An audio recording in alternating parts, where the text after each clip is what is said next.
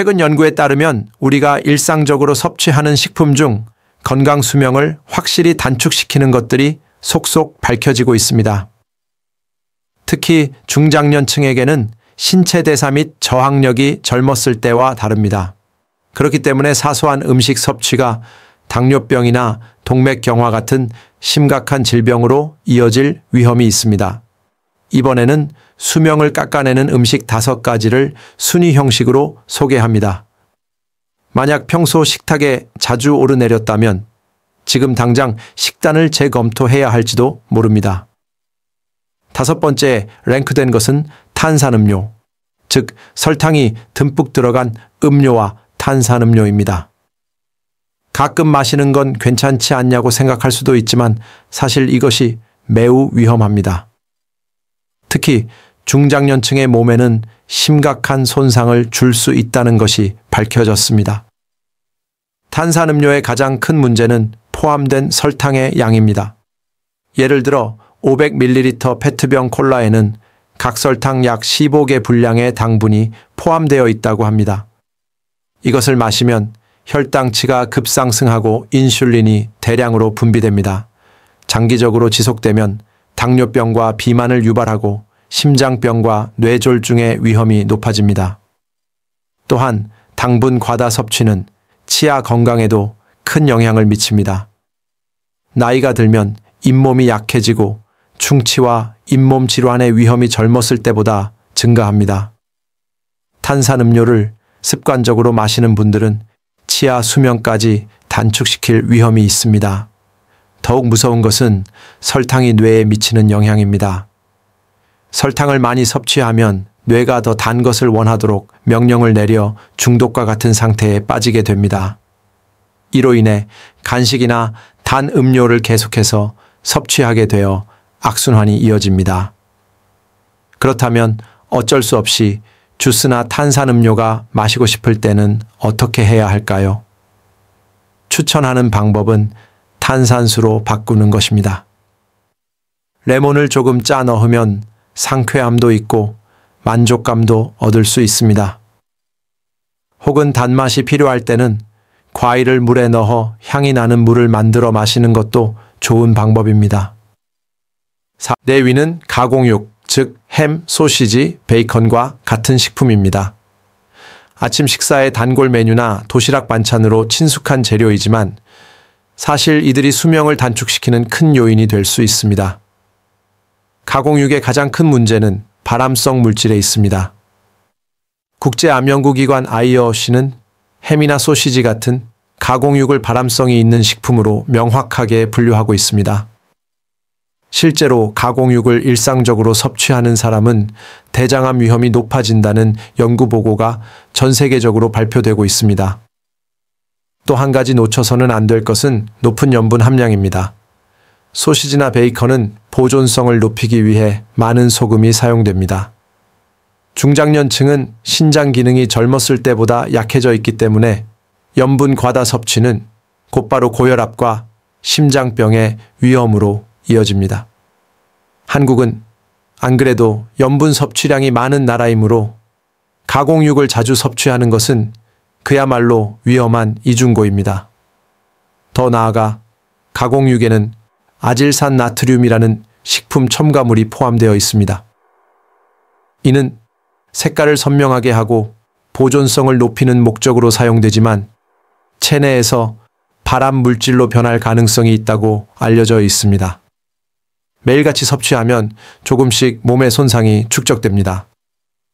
여기서 한 가지 팁입니다. 세계보건기구 WHO는 가공육을 하루 50g 섭취하면 대장암 위험이 18% 증가한다고 발표했습니다. 소시지 2개 정도의 양으로 이 정도 위험이 있으니 결코 가볍게 볼 수 없습니다. 하지만 햄이나 베이컨을 좋아해서 끊을 수 없다는 분들도 있을 것입니다. 완전히 끊을 필요는 없습니다. 다만 매일 섭취하는 습관은 피하고 어쩔 수 없이 먹고 싶을 때는 양을 줄이거나 채소와 함께 먹어 균형을 맞추는 것이 중요합니다. 예를 들어 베이컨을 사용할 때도 양배추나 브로콜리를 추가하여 볶으면 식이섬유가 발암 물질의 영향을 완화시켜 줍니다. 즉, 가공육은 맛있지만 위험과 인접한 음식입니다. 평소 식단에서는 생선이나 닭고기, 두부 등의 단백질원으로 대체함으로써 같은 만족감을 얻으면서 수명을 지킬 수 있습니다. 3위는 즉석식품, 특히 컵라면이나 레토르트 식품입니다. 바쁠 때나 간편하게 식사를 해결하고 싶을 때 편리하지만 사실 건강 수명을 크게 깎아내는 함정이 있습니다. 즉석식품의 가장 큰 문제는 염분 함량이 높다는 것입니다. 컵라면 한 개에는 약 외서 6g의 염분이 포함된 경우가 드물지 않습니다. 고혈압 예방을 위해 보건복지부가 권장하는 하루 염분 섭취량은 남성 7.5g, 여성 6.5g입니다. 즉, 컵라면 한 개를 먹는 것만으로 그날의 기준치를 거의 모두 소모하게 되는 것입니다. 고혈압은 동맥경화나 뇌졸중, 심근경색의 가장 큰 위험 요인이며 특히 중장년층에게는 치명적인 결과를 초래할 수 있습니다. 또 다른 큰 문제는 영양 불균형입니다. 즉석식품은 탄수화물과 지방이 주를 이루고 비타민, 미네랄, 식이섬유가 부족하기 쉽습니다. 이래서는 면역력이 떨어져 컨디션 난조나 생활 습관병으로 이어집니다. 먹기 편하다고 느껴도 몸은 조용히 병들어 가는 것입니다. 게다가 즉석식품에는 보존성을 높이기 위한 첨가물이나 기름에 튀긴 면에 포함된 산화지방이 존재합니다. 이들은 장내 환경을 악화시키고 장기적으로는 치매나 암의 위험을 높일 가능성도 지적되고 있습니다. 여기서 한 가지 팁입니다. 국내 연구에 따르면 주 3회 이상 컵라면을 섭취하는 사람은 그렇지 않은 사람에 비해 고혈압 발병률이 약 1.5배 높다는 데이터가 있습니다. 즉석식품의 편리함이 사실은 수명을 깎아내는 대가인 것입니다. 하지만 컵라면을 완전히 끊는 것은 어렵다고 생각하는 분들도 많을 것입니다. 그래서 추천하는 것이 방법을 강구하여 줄이는 것입니다. 예를 들어 국물을 전부 마시지 않고 남기는 것만으로도 염분을 크게 줄일 수 있습니다. 또한 채소나 두부, 삶은 달걀 등을 추가하여 영양을 보충하면 몸에 대한 부담을 완화시킬 수 있습니다. 즉석식품은 비상용으로 활용하는 것이 현명합니다. 비상시 비축해두는 것은 유효하지만 일상 식사로 습관화하면 수명을 확실히 단축시키게 됩니다. 두 번째는 튀김류와 스낵 과자입니다. 치킨, 튀김, 감자칩, 비스킷 등 우리 주변에서 쉽게 손이 가는 식품들이지만 이것들을 습관적으로 섭취하면 수명을 크게 깎아냅니다.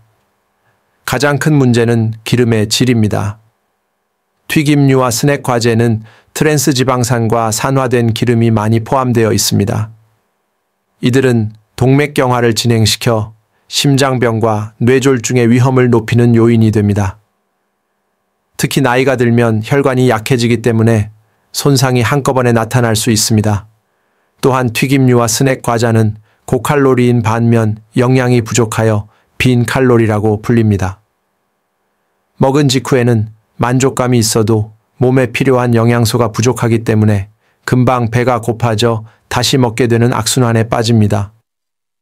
이것이 비만과 당뇨병의 원인이 되며 나아가 암의 위험까지 높입니다.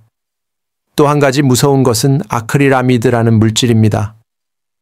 이는 고온에서 튀기거나 구울 때 발생하는 화학 물질로 발암성이 있다고 보고되었습니다. 특히 감자칩이나 프렌치 프라이 등 감자를 고온으로 조리한 식품에 많이 포함되어 있는 것으로 밝혀졌습니다. 여기서 한 가지 팁입니다. 미국 연구에서는 매일 튀김류를 섭취하는 사람은 주 1회 이하로 섭취하는 사람에 비해 사망률이 약 13%나 높다고 보고되었습니다. 특히 여성에서는 심장병으로 인한 위험이 현저히 높아진다는 데이터도 있어 무시할 수 없습니다. 그렇다면 튀김류와 스낵 과자를 완전히 끊어야 할까요? 꼭 그렇지는 않습니다. 중요한 것은 섭취 빈도를 줄이는 것입니다.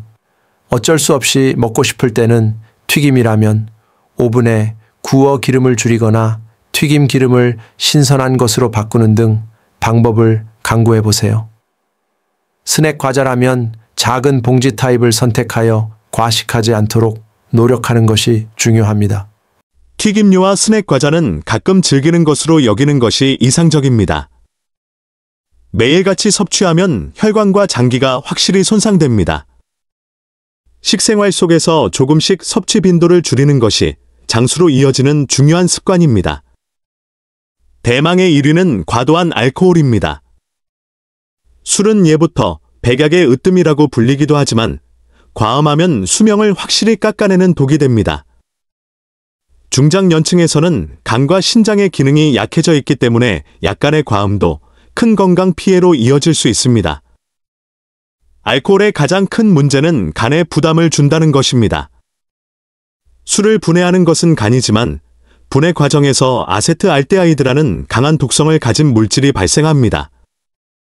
이것이 몸에 오래 머무르면 간염이나 간경변, 나아가 간암으로 이어질 수 있습니다. 또한 알코올은 뇌에도 큰 영향을 미칩니다. 과도한 음주를 계속하면 치매 위험이 높아진다는 것이 밝혀졌습니다. 실제로 알코올 의존증 환자들은 기억력 저하나 판단력 저하가 현저하게 나타나는 것으로 보고되었습니다. 더욱 무서운 것은 소량이라면 건강에 좋다는 오해입니다. 최근 연구에서는 비록 소량이라도 장기적으로는 암과 고혈압, 뇌졸중의 위험을 높일 가능성이 있다는 것이 밝혀지고 있습니다. 즉, 적정량이라면 안전하다는 생각은 반드시 옳지 않은 것입니다. 여기서 한 가지 팁입니다. 세계보건기구 WHO는 2023년에 안전한 음주량은 존재하지 않는다고 공식 발표했습니다. 이는 전 세계에 큰 충격을 주었습니다. 즉, 어떤 양이든 음주는 건강 위험을 동반한다는 것입니다. 그렇다고는 해도 술을 즐겨 끊을 수 없다는 분들도 적지 않을 것입니다. 중요한 것은 양과 빈도를 줄이는 것입니다. 매일 저녁 술자리를 주 2, 3회로 줄이거나 알코올 도수가 낮은 음료로 바꾸는 것만으로도 몸에 대한 부담은 크게 줄어듭니다. 또한 물을 많이 마시면서 술을 즐기면 간의 부담을 완화시킬 수도 있습니다. 술은 인생의 즐거움 중 하나이지만 과도한 알코올은 확실히 수명을 깎아냅니다. 자신의 건강과 소중한 가족을 위해서라도 술과의 관계를 지금이야말로 재검토하는 것이 중요합니다. 지금까지 수명을 깎아내는 음식 순위 5가지를 소개했습니다. 다시 되돌아보면 5번째는 탄산음료, 4번째는 가공육, 3번째는 즉석식품, 2번째는 튀김류와 스낵 과자, 첫 번째는 과도한 알코올이었습니다. 모두 우리 생활에 친숙한 것들이었죠. 그래서 더욱 무서운 것입니다. 특별한 진수성찬이 아니라 일상의 사소한 습관이 모르는 사이에 수명을 깎아내는 것입니다. 하지만 중요한 것은 전부 끊는 것이 아닙니다. 섭취 빈도와 양을 조금씩 줄이는 것입니다. 대신 생선이나 채소, 물이나 차 등을 늘려보세요. 그것만으로도 몸은 확실히 좋은 방향으로 변해갈 것입니다. 오늘 소개한 내용을 떠올리면서 우선 하나라도 실천해보세요. 예를 들어 탄산음료를 물로 바꾸고 컵라면 국물을 남기고 술 한 잔을 줄이는 것입니다. 작은 한 걸음이 쌓여 큰 건강과 장수로 이어질 것입니다. 우리 몸은 매일 먹는 음식으로 만들어집니다. 그렇기 때문에 무엇을 먹고 무엇을 피하느냐가 수명을 결정한다고 해도 과언이 아닙니다. 부디 오늘부터 자신과 소중한 가족을 위해 건강 수명을 늘리는 선택을 시작해 보세요. 만약 이 영상이 도움이 되었다고 느끼셨다면 좋아요와 채널 구독을 부탁드립니다. 앞으로도 여러분의 건강을 지키기 위한 정보를 알기 쉽게 전달해 드리겠습니다. 다음 영상도 기대해 주세요.